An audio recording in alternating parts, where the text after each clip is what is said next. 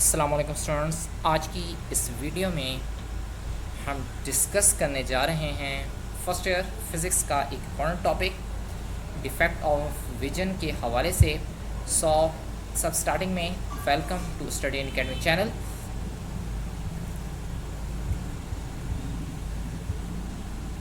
Channel को like और subscribe करना ना भूलिएगा। So let's start. Defect of vision, first year physics का last chapter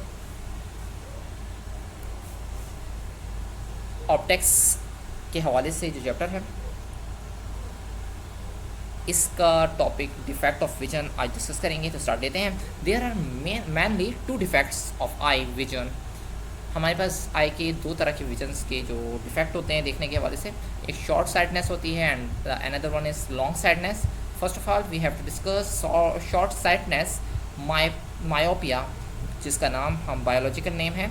in eye ball of a person is too elongated और focal length of his eye lens is too short. Focal length eye lens की छोटी हो जाती है और हमारे पास जो आई बॉल होती है वो लेंथ में फैल जाती है। Then he can see near objects clearly. अब इस कंडीशन में वो शख्स करीब की चीज़ें बहुत क्लियरली वाज़ तौर पर देख सकता है, but can not see distant object, लेकिन दूर की चीज़ें नहीं देख सकता। So this defect of an eye is known as short sightedness. तो इस डिफेक्ट को, इस खामी को हम शॉर्ट साइटनेस के नाम से जानते हैं और मायोपिया के नाम से जानते हैं। This defect of an eye, the light rays comings from the distant objects are focused in front of retina. इस डिफेक्ट के मुताबिक जो लाइट रे आती है वो रेटिना के सामने आती है of eye, and thus it remains unable to see distinct object, और इस तरह से वो दूर की चीज़ों को देखने के काबिल नहीं होता। तो अब देखें, ऑब्जेक्ट से रेजेस आई और रेटिना था आई के अंदर इस पोर्शन में। ये आई की पूरी वो बॉल है जो हमारे आई की बॉल होती है स्पेशली। ये वो लेंस है जिस लेंस के थ्रू लाइट रे जाकर अंदर इमेज यानी फोकस से पास होती हुई इमेज रेटिना पर बनाती हैं।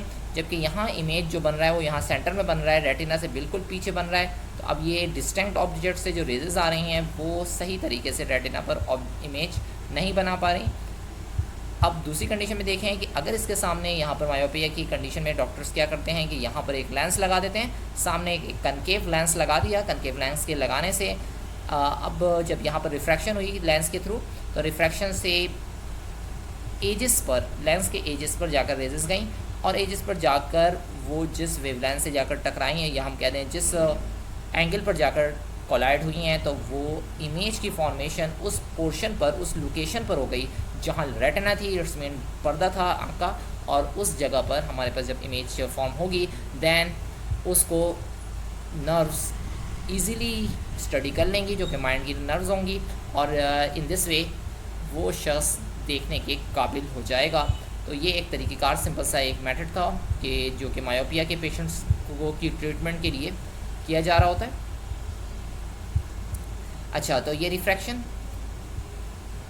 जो रेक्टिफिकेशन के लिए सिर्फ और सिर्फ ये कनकेव लेंस लगा दिया गया। टू रेक्टिफाई मायोपिया को सही करने के लिए concave lens of the suitable focal length, जितनी भी फोकल लेंथ रिक्वायर्ड होती है उस फोकल लेंथ का यहाँ एडजस्ट कर दिया जाता है in the front of the defected eye के बिल्कुल सामने डिफेक्टेड आई के।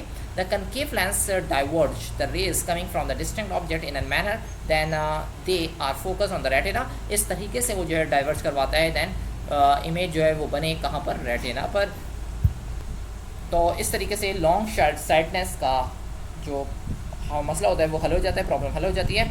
अब आते हैं हम लॉन्ग साइटनेस की तरफ, जिसे हाइपर मायोट्रोपिया के नाम से जानते हैं। It is the eye ball, if the I ball of a person is too shortened or focal length of this his eye lens is too larger।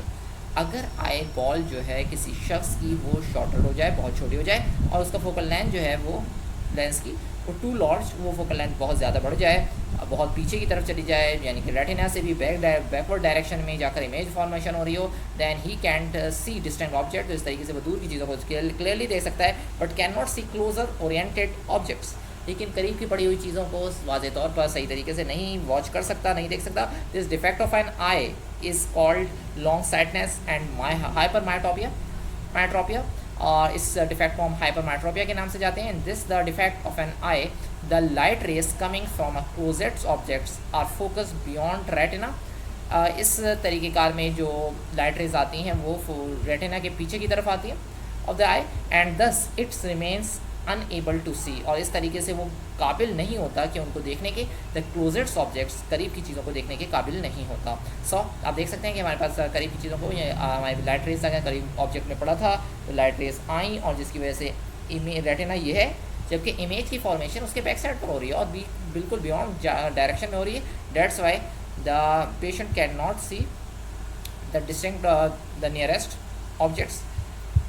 इस कंडीशन में जो डॉक्टर्स होते हैं वो यहाँ पर एक लेंस रेक्टिफिकेशन के लिए एक लेंस लगा देते हैं, और ये कन्वेक्स लेंस होता है। कन्वेक्स लेंस करता क्या है कि इसकी फोकल लेंथ जो चेंज कर देता है, यानी हमारे पास कन्वेक्स लेंस से पहले जो रिफ्लेक्ट होंगी लाइट रेज, और फिर जब लाइट रेज बैंड फॉर्म में इस लेंस से टकराएंगी, देखिए वहाँ पर पैरेलल फॉर्म में आ रही थी, जब यहाँ बैंड फॉर्म में से टकराएंगी तो टकराने के बाद रेटिना की लोकेशन पर, रेटिना जो कि हमें रिक्वायर्ड लोकेशन है, वहाँ पर इमेज की फॉर्मेशन होगी।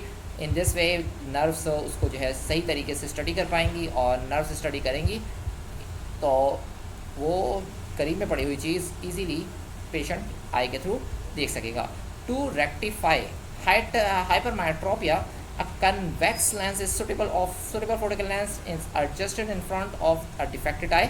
Defected eye के सामने convex lens suitable focal length का लगा दिया जाता है. The convex lens converges the rays coming from the closest objects in the manner that they are focused on the retina of the eyeball of the eye. ठीक है, तो इस तरीके से वो इस तरीके से लगाया जाता है कि वो आई के रेटिना पर फोकस करें, और ये तरीक़ेकार हमारे पास ये रेक्टिफिकेशन कहलाती है हाइपरमेट्रोपिया की, जो कि लॉन्ग साइडनेस के हवाले से थी। अच्छा जी, मैग्नीफिकेशन ऑफ ग्लास के को भी यहाँ पर हम डिस्कस कर लें। If optical instruments, it is an optical instrument enable us to see image of such an objects is set very close to our I.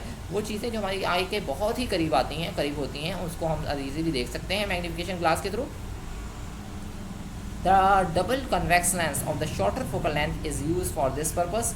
Double convex lens को, छोटी फोकल लेंथ वाले डबल कन्वेक्स लेंस को इस purpose के लिए हम इस्तेमाल करते हैं। तो आप देख सकते हैं ये आई थी हमारे पास, आई के पास ये ऑब्जेक्ट था जो बहुत ही करीब था डिस्टेंस पर, 25 सेंटीमीटर की डिस्टेंस पर है। इससे इमेज इस तरह से बन रहा था, और यहाँ पर इसकी रेटिना में अंदर हमारे पास आई के अंदर ये हमें ऑब्जेक्ट सीधा सीधा इस लोकेशन पर दिख रहा था।